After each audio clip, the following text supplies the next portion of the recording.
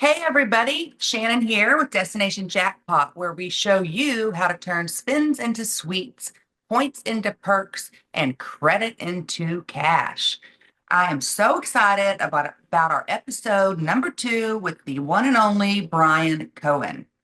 Today, we're going to get into the real life credit card game that all of us can gain value from.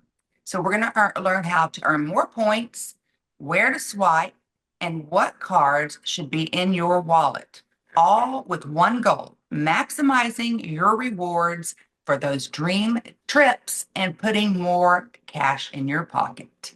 And to help us do that, we brought in the true expert. He is the owner of Award Magic, and he's helped hundreds of people book insane trips with miles and points, as well as organize their credit cards. So, welcome, Brian, back to Hi. Destination Jackpot. Thank you. It's good to be back. I'm excited to talk about this stuff as I talk about it all day long with people who may not want to listen to me. So hopefully you all want to listen to me. All day, every day. And yes, they love listening to you and gaining those nuggets. So today, our goal is to show you how Mike and I personally chose what credit cards to use, how we track them, and what we're planning to apply for next, with Brian's help, of course.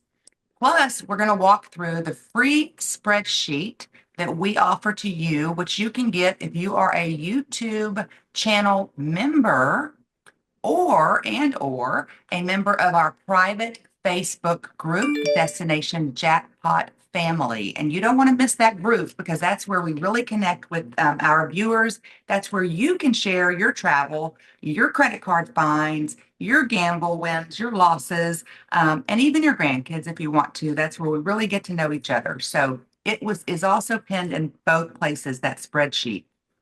So Brian, let's talk about this. Right. And we're also tying this back to your round the world trip plans. So you can see how to earn points now to cover the flights, hotels, trains, etc., and still have some money left for food and hopefully excursions.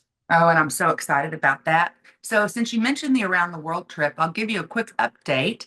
I think that we might get it booked this week, right, Brian? Maybe? This week, next week, sometime soon. Yeah, because it's Real soon. ending next week. Yeah, it's all coming down to the end. So he has been such a pleasure to work with, and we really couldn't make this trip happen if we didn't have his help. So thank you, Brian, for that. Happy to We help. appreciate it. We have decided to drop Greece and Italy from this around the world trip so that we can do a bigger extended trip in the future. So not sad about that because we're going to get to spend some time in more Western and Northern Europe, which Mike and I are both very excited about. And we have some other fun places that we'll go to. Maybe the Philippines, maybe New Zealand. Maybe we might take a quick peek into Italy, one stop. I don't know. Who knows? But we'll let you know when we have that all confirmed. So let us know in the comments where you would go if you were planning an around the world trip and you could go anywhere in the world. Um, so with that, let's start with the credit cards that we have in our wallet right now. Brian, do you want to give us a peek into yours and the favorites and why you carry them? Sure thing. So I got my wallet with me right now, and I can share with you a couple cards that I always carry. One of them actually is the American Express Gold card is always in my wallet. I like it because it gives me 4 times the points on any dining. It could be restaurants, could be takeout, could be Uber Eats, whatever, and 4 times the points at grocery stores. So anything in relation to food, this is what I use that card for. Even when I'm traveling, when I'm at home, it doesn't matter what, but it gives such good value. And it has, some various ancillary benefits that it comes with as well. But the main thing for me is 4 times the points on those things. I also carry around the City Double Cash card because I want to get a minimum of 2 times the points on any dollar that I spend. This lets me do that. I also carry right now, I like the Built card. It's great for your rent. You can pay your rent with no fee and get points, which is pretty awesome. And it also gives you some extra points. Sometimes I spend this for dining because I want Built points for particular purposes. Other times it gives me more points on things like Lyft, but I like just having it around as well. And right now, I'm actually working on a sign-up bonus of a Hyatt card. So I always have the card I'm working a sign-up bonus on. And this one right here, I'm hoping to get, I think, 60,000 points and work towards status with Hyatt at the end of the year. And the last one I usually carry with me, the City Premier card. This one gets me 3 times the points at gas stations. So whenever I'm driving around, which I don't do all that much, but right now on trips I'm doing a lot, I go get my gas at that with that card and get as many points as I can there. So that's what's in my wallet. I have some other cards in a folio that I don't carry around all the time, but if I'm going on trips and I need my Amtrak card, I bring that. If I'm flying on United, I use my United card. I use that one. If I'm buying plane tickets not on United or something like that, I use my Amex Platinum card because it gives me 5 times the points on flight purchases. So it's good to have the cards you have in your wallet and then also the cards you have on hand later if you need them. So that's what I got. That's cool. And I have to say, the American Express Gold Card is absolutely one of my favorites as well. I think there's a lot of value there. And that this can sound very confusing and like mumbo jumbo, but that's what we're going to do right now is we're going to pull up our spreadsheet with Mike and I's personal real life cards, and we're going to follow along. This is the same spreadsheet that we make available to all of you in our Destination Jackpot members in the family group and for our members on YouTube as well. So be sure and check those out if you're interested in this credit card sheet. And Brian's going to walk us through all of our cards and the categories and where we need to be swiping those cards so that we can make sure that we're doing that right and you can too. So take it away, Brian. All right. So I look at mainly the cards that you use on a regular basis, ones that usually have transferable currencies or currencies of a particular airline or hotel or whatnot. You have some other great cards here also for casino purposes, which I'm not as knowledgeable of, but you can talk about those a little bit later. The first one we have here, pretty straightforward.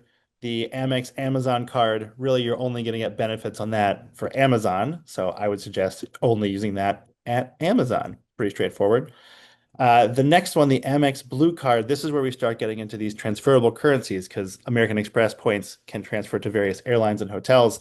So this one is actually really good for business expenses where you don't have, a category bonus because this one gets you 2 times the points on every purchase, much like my City Double Cash card, but it's a business card. So I would say it's kind of a catch-all for things that don't have any kind of other bonus. Use this card to get 2 times Amex points on anything. So it's pretty nice and pretty decent in that regard. Or if in doubt, use the MX Blue card because you can't totally miss out on too much. Right. Yeah, that's when in doubt.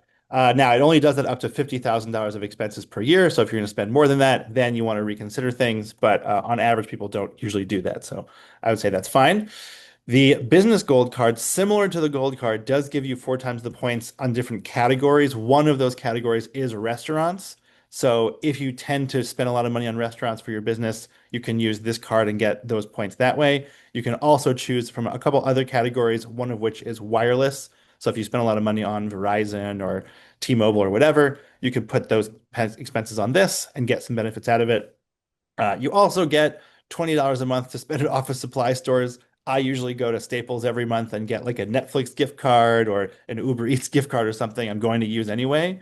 So it kind of reduces the annual fee cost there, which is pretty nice. Now, that's a good idea. You can also use it like on OfficeDepot.com, right? I don't know if you can use it on websites. I think it might have to be in stores. Sometimes you can, sometimes you can't. I've heard different data points on that one. But go get copy paper, something. Just spend that Yeah, yeah, $20. just get something once a month. Yeah.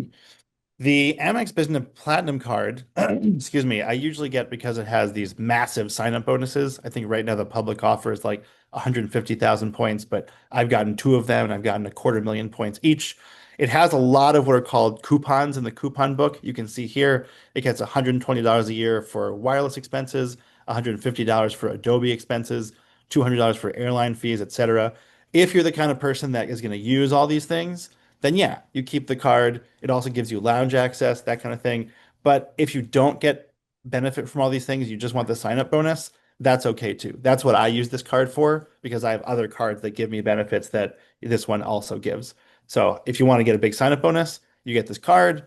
After the annual fee comes due a year later, then you can either downgrade it or cancel it and potentially get another one later on for more bonuses, So as a lot of big people tip do. there is you have to wait till after that annual fee is charged a second time.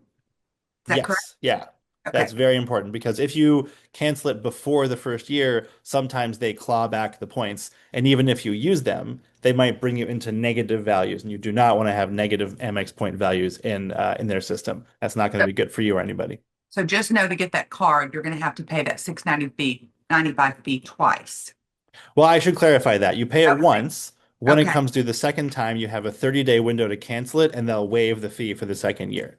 Got it. Okay. Perfect. Yeah, so definitely cancel it within that 30 days. Otherwise, you only get a retroactive refund depending on how many months you keep the card. So I think I just did this a few months ago, and I got back all 695 because I canceled it within that 30-day window after the year came due. Okay. That's a All scary right. one for me. I often get afraid to do that. But I'm Mhm. learning through this credit card game that it's an important one because you want to be able to get that bonus again. So something that's helped me is I put it on my calendar, a whole year to revisit so I don't forget. And then I also use my card pointer app, which we'll talk later, that helps me track that if you input it the correct way. So Very true. Yeah, I use Google Calendar for all my calendar needs, and I have reminders that come up every month for various reasons, including using all the benefits of credit cards, which we'll talk about that too, and I can even show you my version of a spreadsheet for that. awesome. So the next card we have is the Amex Macy's card. I have one of these also. I use it, surprise, surprise, at Macy's. People sometimes like to use them elsewhere to get Macy's points. I don't find that useful because I don't shop at Macy's all the time. So I would suggest just keeping it at Macy's, and that's it. So that's your Amex cards, right? The Amex ecosystem and the ancillary things. We have this Caesars card here, which I mentioned, I don't have as much knowledge about, but I imagine it's very useful at Caesars. That would make sense. Yeah, and Uh, I can get up to 5,000 points, tier credits on that. So I try to at least maximize that every year is how I use it. But that's really the only real use that I find with that card. mhm. Yeah, that makes sense. So then we get into the Chase ecosystem, and we'll talk about this a bit more. Chase has this restriction called 524, so we'll talk about how many credit cards you have from Chase and what that could mean for your future credit cards. But you and Mike both have the Chase Ink Preferred card, which is a wonderful card introduced a couple of years back. It had this big sign-up bonus then of 120,000 points each. I think I got that once or twice, and I know folks who've gotten that too. Right now, I think it's down to 90,000 points. But it's a good card for, again, business expenses in relation to its category bonuses. So this one has bonuses of shipping, internet, phone, travel, ads, that kind of thing. So if you have a business that you're going to be spending money on those categories, then it makes sense to put that spend on this.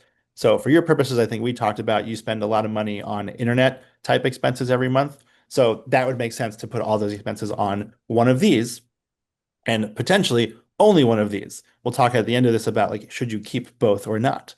Okay. But definitely, Clarify what sorry. internet expense is. Sure, that could be like a Verizon Fios bill. It could be a Comcast bill, something where you pay for internet provision for your house, your office, whatever, that kind of thing. Perfect. Great. So then we get to what I think are the more fun cards. I love the Chase Sapphire Reserve. I love the Chase Sapphire Preferred. The Reserve is a more premium card with a really big annual fee, $550 a year, but it also gives you some amazing benefits. You can get 3 times the points on travel and restaurant expenses, which I know butts up against the Amex Gold card, which gives you 4 times the points on dining. So this is where you have to start thinking, which points do you want more of? If you want more Amex points, you should put your dining expenses on the Amex Gold. If you want more Chase points, maybe you put them all on the Chase Sapphire Reserve, right? It's one of those questions of where do you put these expenses? But at the very least, you could definitely put travel expenses on this because right now you don't have another card that gives you, more travel points than 3 times the points per dollar. So I would suggest doing that. You also get some points by using your card on Lyft, 5 times the points. So if you use Lyft, maybe you preferentially choose that instead of Uber or something else if you want to earn Chase points. Now, I can't speak to the comparison of the cost of those rides each single time, but you can look at it and decide for yourself which makes more sense. I should also add something we'll talk about in a little bit. Chase is announcing a change to the Sapphire Reserve, some like big update this June, July in a few weeks. So this card may be a good card to keep for the long term, or it might be a good card to downgrade depending on what you can use from their benefit guide. Okay, that's cool. I'm excited to hear about that. Yeah, me too. The Chase Sapphire Preferred is, a toned down version of the Sapphire Reserve. It's only $95 a year, which it's still a great card, and it gives you, 3 times the points at restaurants, 2 times the points at travel.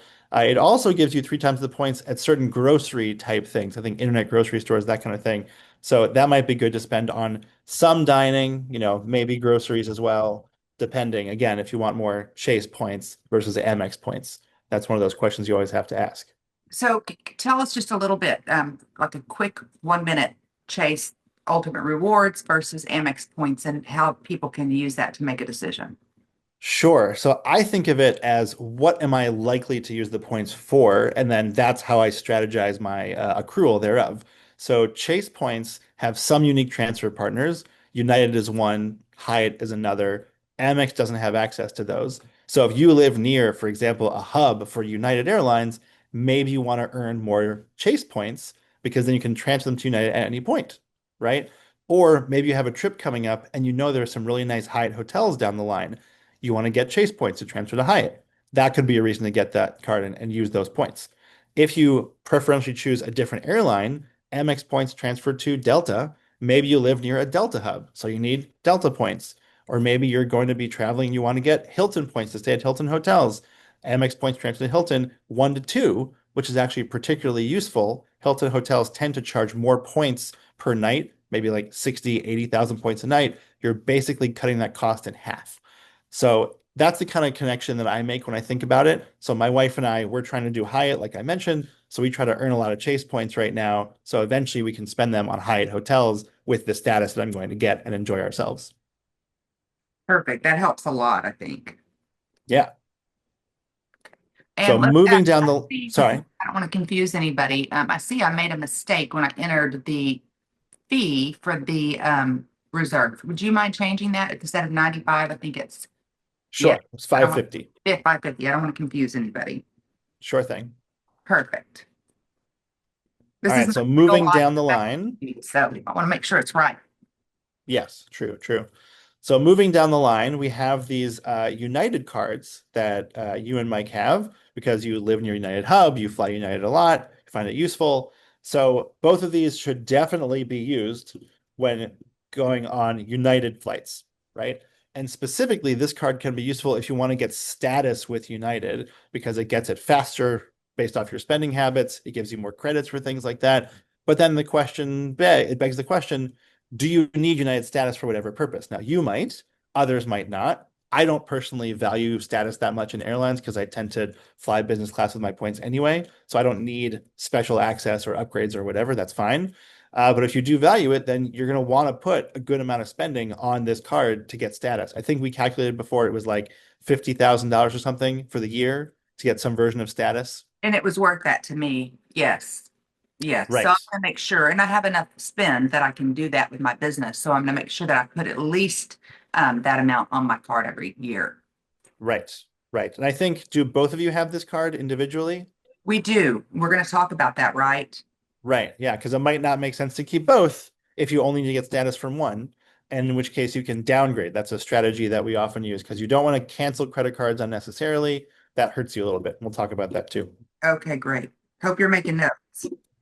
All right, almost done here. So we have the Amazon card here. Also, should only be used at Amazon. I'm not as familiar with the differences between the Amex Amazon and the Chase Amazon. Maybe one gives you more points than the other, but you have both. You could probably go back and forth on both. I don't know.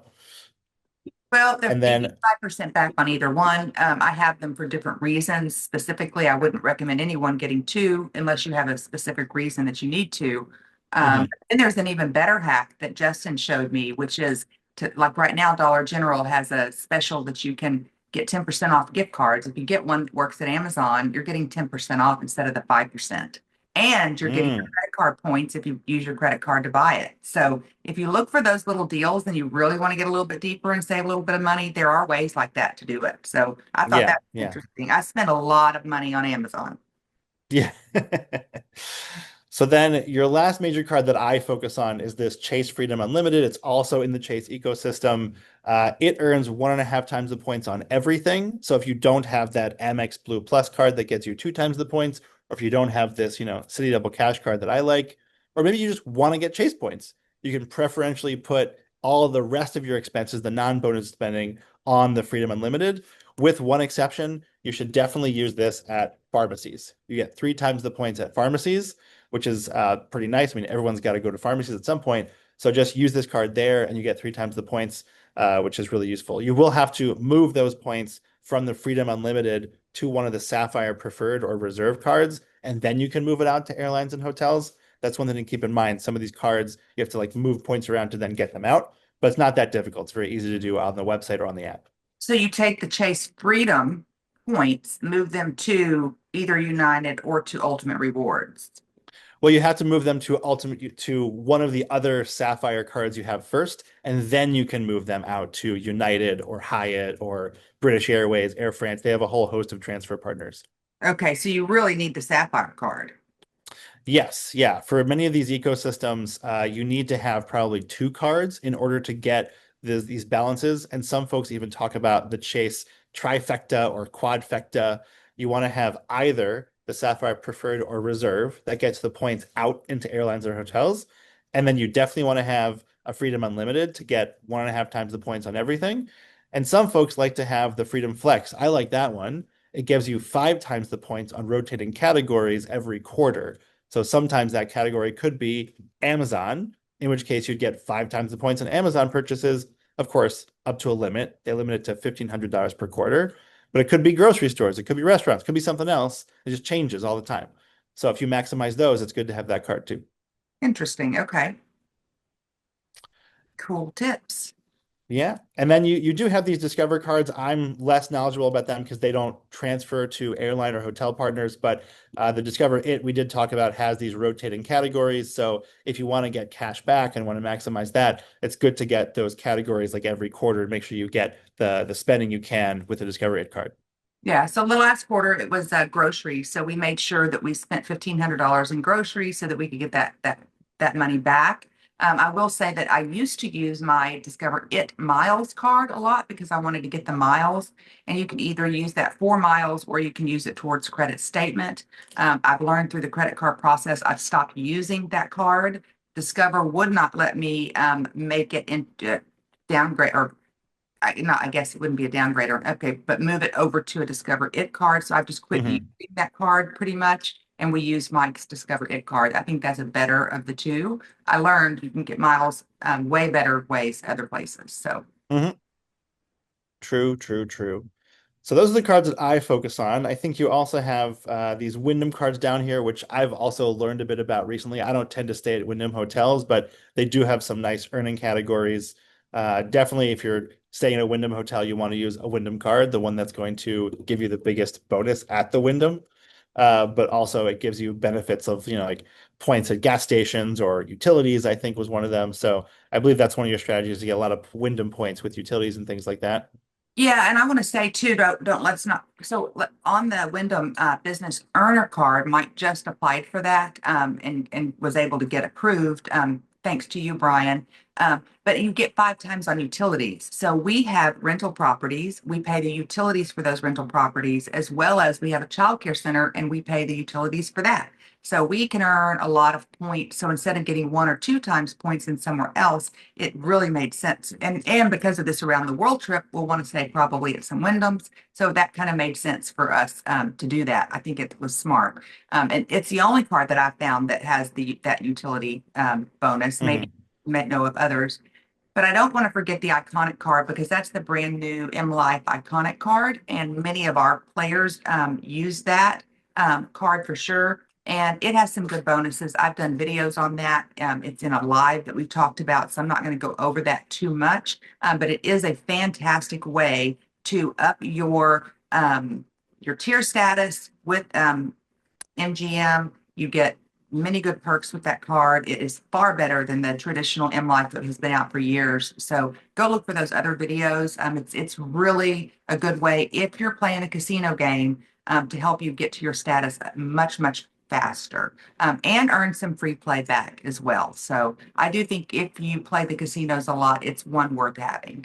So that's it then for our credit card. So hopefully that helps you guys understand how to go through and assign your cards. And then Brian takes it even a step further. Once he gets these categories assigned, then he takes a label maker and puts that label on his card. And for his wife, he does that as well, just like he has right. Hmm. And so Yeah, Mike it was her idea. Great idea. yes. And so we're visual. And Mike's always saying, what card do I use for this? And what card do I use for that? Or go into his card pointer app, see what card to use. But if we just, until we get in our habit, we're going to do the same thing and put those labels on the cards. Great idea, Brian. So that's exciting. I'm so happy to get that done. And I appreciate you walking our viewers through that, guys. And I hope that you enjoyed that segment of this video. Let us know if there's any categories that you're interested in or don't know what to put where. If you have any tips on any cards that you love that save you money as well. So now that we know what to spend where and what credit cards that we have, we know that our goal, we've got our airfare, I think, pretty well taken care of for the transportation. When you travel and do a big trips, typically your airline and your lodging are your two biggest expenses. So my first goal was to take care of my airfare for this big around the world trip, which we've done. And if you watch our previous episode, that's about a $50,000 value that Brian helped us get for this trip. So go back and watch that video. Now we want to focus on how can we pay for as much of our lodging with our normal credit card spend that we would do in this next year that we have to pay for the lodging for this 45-day around the world trip that Mike and I are going to do in 2026. And Brian is going to help us do that. So I think we already have about 300,000 Marriott points that we've saved, which should get us Hmm. about 5 nights. We also have our timeshare that we can look at depending on where we visit. We may get 7 to 14 nights out of that. And we have over 120,000 Chase Ultimate Rewards, which Brian just said we could transfer to Hyatt or to other places. So we got a good start. I think the trip will be about 44 to 45 nights, and we covered some of that with points and rewards. Then we'll start looking at our cash back and dining and spending money because I'd like to have about $6,000 to $8,000 in cash to bring. So Brian, can you help us with that? Let's analyze this and look at the cards that we have and what we should maybe consider looking at in strategy. We can talk about Sure thing. four rules and some of those things. Sure thing. So the first thing I want to bring back and mention is that 524 rule with Chase. So oftentimes when people start this process, they get or they're advised to get Chase cards first because they're very restrictive. You can only apply for a new card with Chase if you have not had more than 5 cards you've received in the previous 24 months. So if you've gotten those 5 cards, then basically you're out of the running for any Chase card for the next 24 months until the first one you got drops off your schedule. And so I keep a spreadsheet to keep track of that. Most people keep spreadsheets to keep track of that as well. We'll talk about some tools for that too. But what that means for you and Mike, from we talked about, I think you said that you are at 424 or you at 524. I forget what you are at. 24. And let Right. me clarify that does not count most business cards, Correct. right? But some business cards do count for that. So you want to be careful. Is that correct? Yeah, it's good to do some research. I know many things, but I don't know everything. So anytime I make recommendations for people, I always go back to reread things that are new in the news. So, for example, I mentioned before this Chase Sapphire shakeup happening in a couple of weeks. So that Sapphire Reserve card you had may become more valuable or less valuable depending. And so I might recommend, maybe you want to downgrade it if it's not actually going to be that useful for you. Or maybe you want to keep it and here's the coupon book, those extra benefits you're going to use to make sure that you get the value out of it. So the first thing I want to talk about is those upgrades and downgrades. Now, we talked about the fact that you and Mike have these United Club cards, the ones that are, over $500 per year, and both of you having it might not make the most sense if you only need status for one of you when traveling. Because if one person has status for both partners while you're on the flight, then you should both be able to get the upgrades, both be able to get the lounge access, both be able to get the free bags, etc. So to save on some money, you might want to consider downgrading one of those cards to what's called the United Explorer card. It's their standard card at the $95 annual fee rate. Still gives you free bags, still gives you, slightly elevated order in terms of getting on the plane, but it doesn't give you the status, it doesn't give you the free lounge access, etc. But that's okay if you're traveling together almost all the time.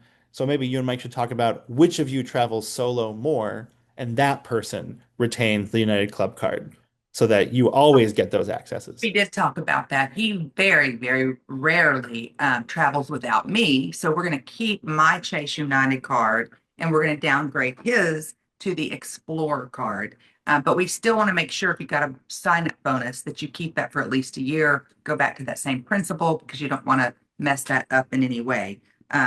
and we love the Chase ecosystem. I really am a big fan. So that's what we're going to do. We're going to downgrade him to the Explorer and keep that. We'll still get lounge access, still get 2 bags checked each, all the good things. So I think that's going to be a great plan and free up some of the Amazing. spending for other cards where we can maximize it also and save that money. So Exactly, exactly. And I think actually since we last spoke, I was also looking at the fact that you have these business ink preferred cards, each of you, that maybe you don't need two of those as well. Because if you put all your expenses on one to maximize those bonus categories, maybe you can downgrade one of those because those have annual fees of $95. Granted, it's not the biggest expense in the world, but you can save that 95 bucks and spend it on, a nice meal out while you're traveling in Greece or Italy or wherever. right. So that you can downgrade to either the Chase Ink Unlimited or the Chase Ink Plus card. Both of those work a little bit differently, but the most important thing there would be just downgrade it to a free card. That way you have to worry about it. And then, as you said before, only after the annual fee comes due again, then you downgrade it and they should refund you back that annual fee. And we just got those cards, so that'll be next year before we can do that. But that's a really great point. Yeah, yeah, that's helpful. Now, when it comes to cards that you're going to get, this is where that 524 rule comes in. So if you're at 424, and I think you said Mike is at 4 or maybe 324, one of those two. I think one of those two. The most important thing is that there's, quote, open slots, right? And I think your strategy idea is a good one of focusing on business cards to keep those slots open in case you want to get other chase cards down the line. Because there are some pretty good chase cards out there you could get right now, but then that would preclude you from getting future ones. So I think Right. I'm actually at 2 or 324 right now because of that. And unfortunately, we kind of put ourselves in this box because we didn't totally think all of that through. So it is such an important piece of the strategy. And because Chase is so important to me, I definitely don't want to risk that 524 status. And I want to leave one Mhm. spot open is going to be my strategy. Mike has one dropping off, I know, in November. So then he would be, I think, at a 324. I think that's the deal.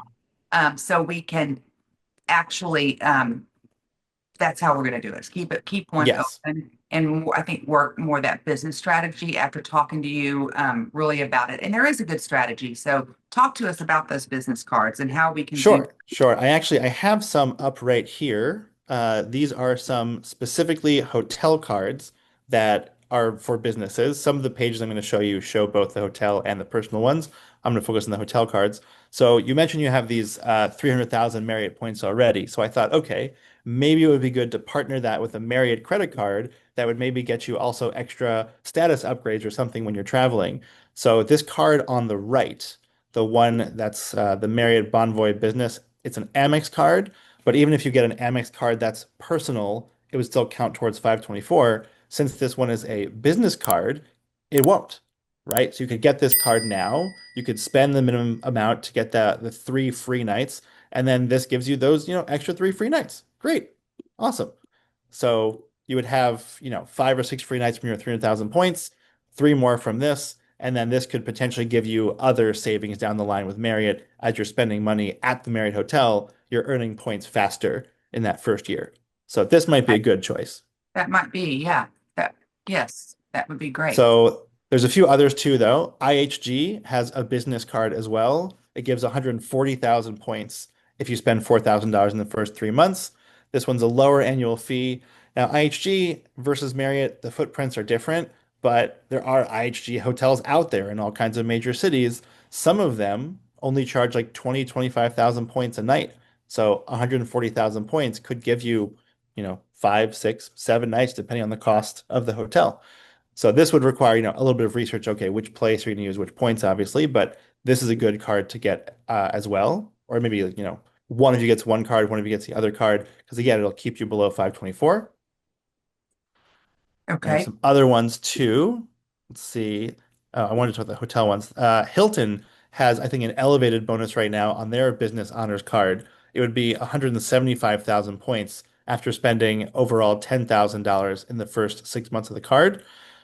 Hilton, like I said, does generally charge more per night, so this might only get you 4 nights, 3, 4, 5 nights, depending on the expense of the card or the expense of the hotel. But Hilton does have a massive footprint around the world, and maybe you would find a cheaper Hilton in a smaller city you're going to visit, whereas you wouldn't necessarily find like a Hyatt hotel there. Maybe you find a Hilton partnership hotel and you can use these points there. So when we were Well, talking about these things, these are the three like hotel cards that sort of came out of me. for business use, yes. So let me ask this. So if you did the Hilton card, and then you also had the American Express card, you had points with American Express. You mentioned earlier that they partner well with the Hilton. I think you said 2-to-1 points. Hmm. So could you then that kind of could work together? So if we had American Express points from this year spend, we could transfer those over to Hilton and partner those together with I this. And love your thinking. I love your okay, thinking. That's totally true. And that's a strategy that I have used before, that you can use those American Express points. And I think right now there's actually a targeted offer depending on the person. You might not just get two times the points when transferring, it could be two and a half or 2.6. I think someone saw it once too. So you would get a lot of points transferred over to Amex, partner that with the sign up offer for this one. And some of the Hilton cards also will give you like 4 nights for the price of three. I'm not sure this one does. I have to double check that. Um, but even if it doesn't, still that partnership could be good, and your Amex points could be worth a hell of a lot more partnered with this. right. Okay, that's a good strategy. Um, Yeah. because I think doing an around the world trip, we want to experience the three major brands for sure, and make sure that we have those points so that we have a little bit more flexibility of where to stay. I Mhm. think that's a great strategy for that. So are there any tips when applying for these credit cards? Like how long should we wait in between applications? And also, if you have any balances on your credit cards, is that something to be concerned with either of those? So one of the things I tell people is make sure, pay off your credit card in full every month. And sometimes you can even game the system and pay it off before the month statement is coming due, or sorry, statement closes, because then you kind of trick the credit reporting agencies into thinking that you're really trustworthy, that you have a low or no balance on the card at the end of the month. That's how you can kind of artificially inflate your credit score, temporarily if you want to do that and get a higher, more premium card. So I suggest doing those types of things somewhat regularly if you want to get cards on very frequently. In terms of how often to do it, there are some rules to stagger things. With Chase, sometimes it's like once every 2 or 3 months you can get certain cards. I brought up the page of ink cards because these have some pretty big sign up offers. $750 of bonus cash equates to 75,000 points. So that's actually a pretty good amount of points. Which one is And then that? there's this, that's the Ink Business Unlimited and the Ink Business Cash. Those are two Chase business cards that have no annual fee. And then there's the Chase Ink Business Preferred. That's the one that you have already that does have an annual fee. So each of these, people sometimes strategize. They try to get like a new one if they can every 3 or 4 months. Um, Sometimes Chase is a little bit wary of that and they won't offer you new credit. So if you have $30,000 of credit on card one, you're applying for card two, you can say, hey, can I just move $10,000 from card one to open card two? That way your liability to Chase is exactly the same. You just now have two cards instead of one. I've done that several times. In fact, for my Hyatt business card I showed you, I did exactly that like 3 weeks ago. First, initially they were skeptical of me getting the card, and I said, you know what, I got plenty of credit in this one, just move it over, and then they approved me on the spot. So that was my strategy. That's an interesting strategy. And something about these ink cards I learned is you can use as many, you can have many of those. You Like, can have a lot of them. I think I have 2 or 3 of each, the Business Unlimited Business Cash.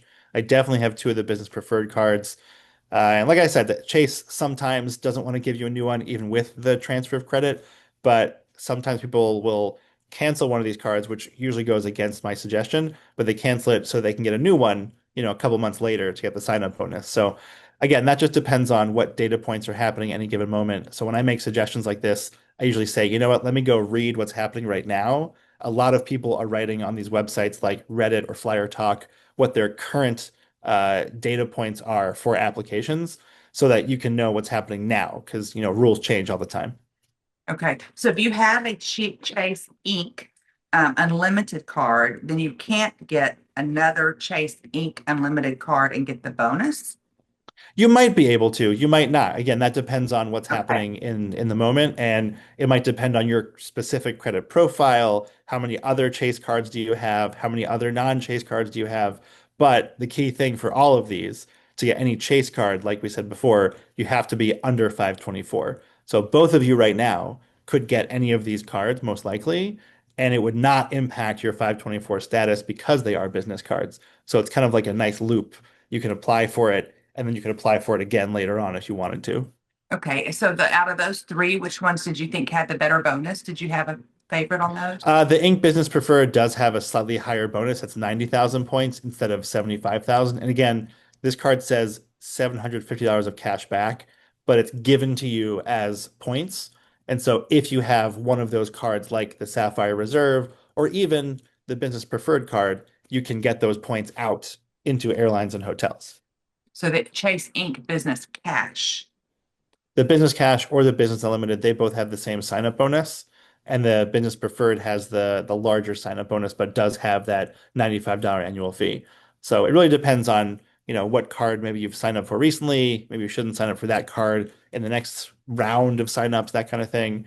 But again, it depends on your specific situation at certain times too. Yeah, because we both just got that card in April of this year. So don't go Mhm. for the business again. Preferred. Go for Yeah, what I would actually suggest because of this shakeup, right? So Chase Sapphire Reserve is changing a lot. We don't know the specifics. There are a lot of rumors. There's also going to be a Chase Sapphire business card, which is not on the list I'm showing you right now. well, I'm So I would excited. actually suggest waiting a month, see what they put out there because that card's totally new, and then maybe apply for that one because likely if it's a new card, they usually offer a higher sign-up bonus. When the Sapphire Reserve first came out, whenever that was, 6, 7 years ago, the sign-up bonus was 100,000 points. At the time, I was so pissed off, I wasn't allowed to get it because I was above 524, but my parents got it. I made sure they got the 100,000 points. So I'm hoping that this new Sapphire business card comes with a big sign-up bonus. Oh, that's exciting. Okay, so we'll definitely wait on the Chase cards until that news breaks next month, and you can watch us on our socials. I know Brian has a Instagram. You'll be definitely sharing that with us on Instagram, and we'll Oh, be sharing yeah. that as well on our socials, in our Facebook group and those kind of things. So be sure that you're subscribed, liked on all of our socials that you follow, and we'll help you find that. So, okay, so help guide me, Brian. So Mike has applied for the IHG card, and I want to mention Mhm. that because right now there is a great personal bonus for that. Can you tell us about that just a little bit? Sure. So IHG has, two other personal cards. Maybe I should pull the screen up again, actually. Um, While you're I think pulling they that both, up, go ahead. yeah, they both, I think, have elevated sign-up offers right now. This one has no annual fee. It's 120,000 points. This one does have an annual fee. I think it's like 100. Oh, right. This one's a very unique offering, which some like it and some don't, where you get 5 free nights at IHG hotels up to 60,000 points apiece.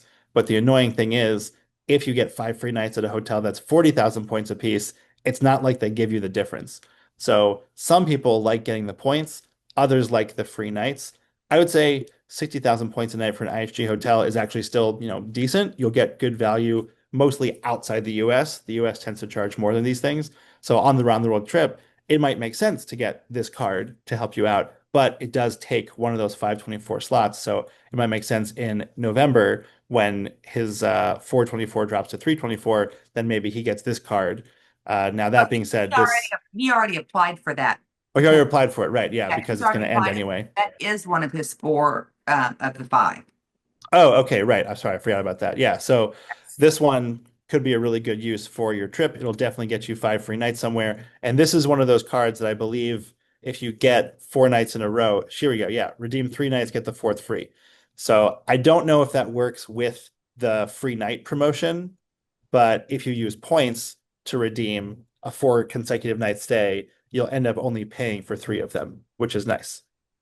Okay, so let me clarify. So if you get the 5 night bonus, you have to use them all together. Is that what you're saying? You have to use all 5 nights at the same. No, no, I'm not saying that. I don't think you have to use them all together. What I'm saying is, let's say you get this bonus, you also have the benefit that if you use points for 4 consecutive nights at an IHG branded hotel, then you only pay for 3 of them and the fourth is free. Correct. I So guess I don't think it overlaps with the 5 free nights that you earn from this card. You have to actually have IHG points to book and get the fourth night free. no, what I was asking was up above, you were talking about the 60,000 points, but if you only used 40,000, you don't. retain those? I didn't understand that part. Sure. So what this means is, let's say a hotel you found in Croatia only costs 40,000 points a night. Yes, you can stay 5 nights for free at that hotel because it's below 60,000 points each, but you don't get the difference in cost back. It's not like that 20,000 point difference goes to your wallet or to your point wallet. You just don't get those points. So some people try to maximize the value of this and make sure they go to hotels that cost 60,000 points each so they get the maximum value of every free night. Perfect. Okay, got it. Okay.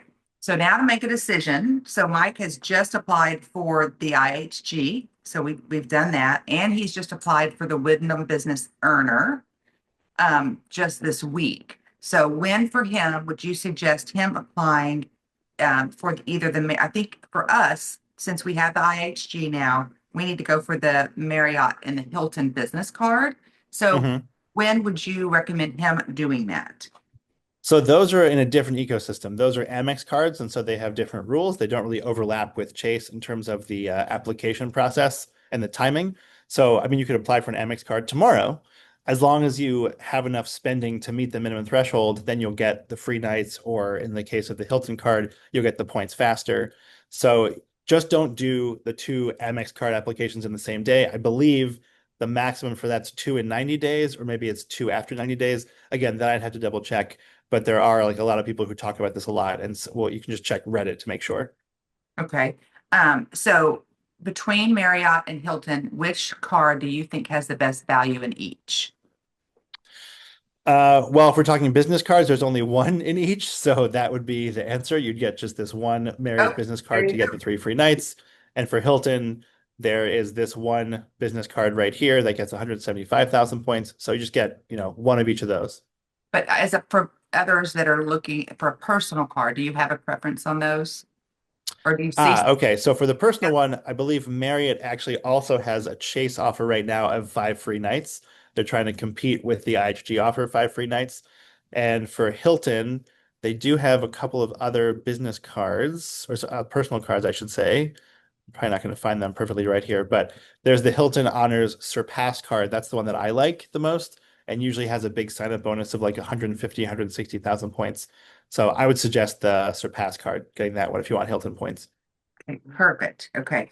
And I haven't applied for any cards since April. We're in June now, toward the end of June. So just go ahead and apply for either the Marriott or the Hilton business would be my next step.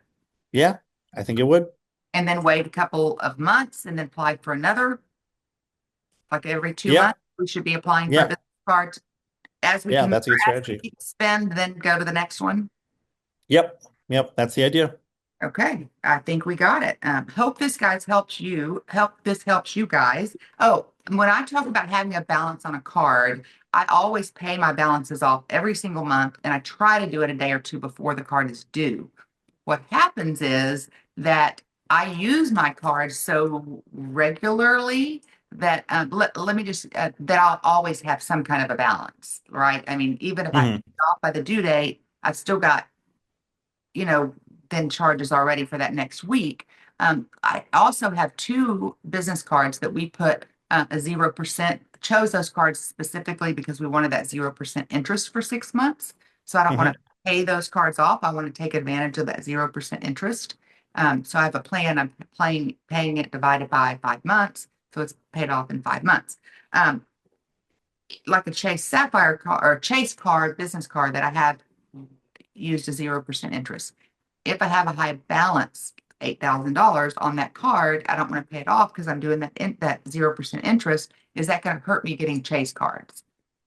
So it might, because that would impact your credit ratio of how much money you have access to as the denominator, how much money you've spent as the numerator. So you want to have a low ratio. If you pay off that bill, pay off that balance, then you're reducing the ratio, and these companies like when that happens.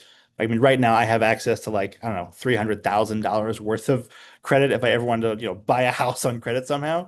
But I tend to spend only a couple thousand a month. So I look like I Right. spend, 1% of my credit, and people like that. Businesses like that. Right. Okay. So that's something to think about. I just didn't want to leave that out. Okay, so now that we made a decision, I'm even more excited, and I think I can actually attain this goal of paying for all of our nights on this trip. So we'll keep you posted on that. But Brian, we'll get together in a few months and look at where we're at and look at our plan, and where we're going on our trip. We can do a video of that too. So viewers, if you have questions, be sure to leave those in the comments, and we'll be sure to answer them on the next video. So let's talk about for just a few minutes, we're just about done here, about how to keep all of this organized because juggling five or more cards, gets to be overwhelming very quickly. So you want to set processes in place when you are just getting started with this so that you perfect that and make it even easier. So Brian, you want to talk to us about some of the really good tips on that?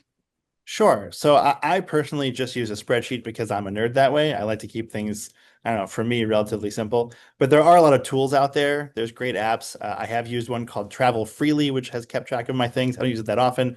But the big one that people have talked about recently, I think you're going to talk about more now, is card pointers.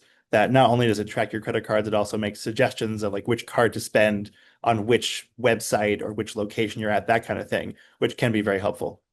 I use card pointers every single day. Mike loves it. My sister loves it. Everybody I've shown it to loves it. And it's easy. You don't put any of your personal information or your credit cards. But what is key with card pointers is putting in the dates that you applied and making sure that you get the right card that you're putting in. But it's so nice because I can pick my American Express Business Gold card and I can dig really deep down and make sure that I'm seeing everything, every benefit that I have. It makes it just really, really simple to do that. I can also have Mike as a P1 and me as a P2 so that I can see both of our cards. And if we're somewhere and don't know where to go, it helps us to quickly find that. So I highly recommend it. And our viewers get 30% off of card pointers.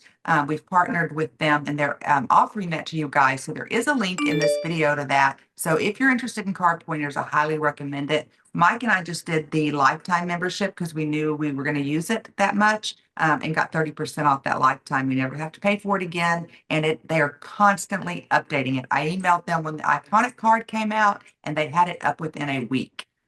So that's pretty impressive. So, and also Award Wallet helps you keep track of your trips and all your itineraries. Brian, do you know much about that? I've used that a little bit. It keeps track of the points that I have in the various currencies, which I do find very useful. And one of the cool things is that whenever you use your points to book a flight, it kind of keeps track of which flight was booked and then sends you reminders saying, hey, you should like check into this flight now. It does it automatically. I've never actually input a flight in there. And sometimes it does miss a couple here and there. But if I were to use it more regularly, I'm sure it'd be very, very useful. Yeah, it's awesome. And we also have a video that we've done on that with JT on Award Wallet. There's a link in our bio for Award Wallet as well. So, Brian, do you have any final tips or recommendations for us?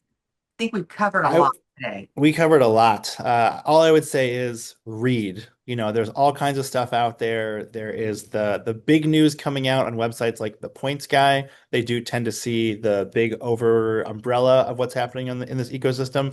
But then there are the Facebook groups. There's your Facebook group, other folks' Facebook groups where people are talking about, hey, did you see there's this new transfer bonus that just dropped yesterday? Or hey, there's a lot of Japan Airlines business class award space for the rest of the year. It just came available. So if you're keeping tabs on those things and you want to get good deals, then you'll be able to take advantage of them. And I love Miles Talk. We've done an interview with Dave Dave Grossman. Grossman. Yeah, and I think he's got a great group, and I use that group a lot. So that's one that I personally use and highly recommend. So if you're loving this content and want more help planning your dream trips with points and credit, make sure to like this video, subscribe to the channel, and hit that notification bell so you don't miss anything. And don't forget that our YouTube channel members and members of our private Facebook group, Destination Jackpot Family, get access to our exclusive spreadsheet and can share their own travel wins, slot hits, food photos, and more. It's a place to connect and get inspired. Also, don't forget to check Brian at what Brian has to offer at awardmagic.com. And Brian, tell us a quick snippet of what you offer. Sure. So me and my staff, we want to help you take your travel to the next level Basically, turn all those points you have into business and first class trips around the world, saving as many as you can because you shouldn't just take one major trip in your lifetime. You should go all the time. That's right. And we have our next 4 years dream vacations planned out. So I'm super excited to work with you, Brian, on that. And we appreciate you bringing your knowledge and your expertise and your tips and tricks here to Destination Jackpot. And we can't wait for the next one. Always a pleasure. And remember, here at Destination Jackpot, that we showed you how to turn spins into sweets, points into perks, and credit into cash. So we'll see you on the next episode. Thanks for joining. It's worth the time to